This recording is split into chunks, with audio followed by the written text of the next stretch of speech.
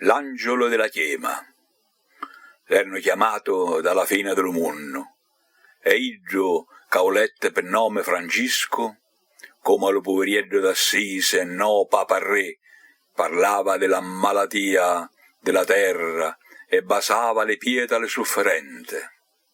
Bianche e nievole, gialle e rusce, gente di bosco, migrante, carcerate.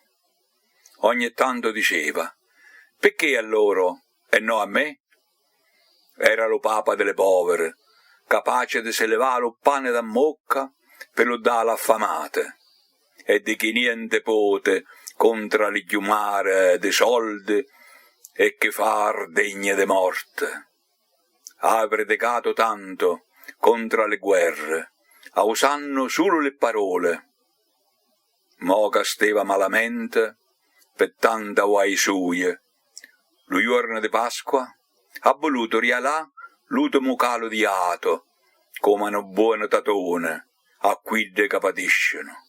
E a così l'ultima chiema se l'ave cariato pennante, ma l'angelo che guardava se l'ha portato in cielo. Nota. Questo testo, in dialetto irpino dell'Ottocento di Montegalvo Irpino Avellino, la mia lingua del latte, degli affetti e degli antenati, è dedicato a Papa Francesco I, al secolo Jorge Mario Bergoglio, Buenos Aires, 17 dicembre 1936, Roma, 21 aprile 2025, pontefice argentino, nato da emigranti piemontesi e appartenente all'ordine dei Gesuiti, che è stato il primo a scegliere il nome di Francesco, e in suo onore è stato il Papa dei poveri e degli emarginati del mondo, che tanto si è speso contro la globalizzazione della finanza, la difesa della terra dai cambiamenti climatici, i fabbricanti di armi e i tanti conflitti sulla faccia della terra.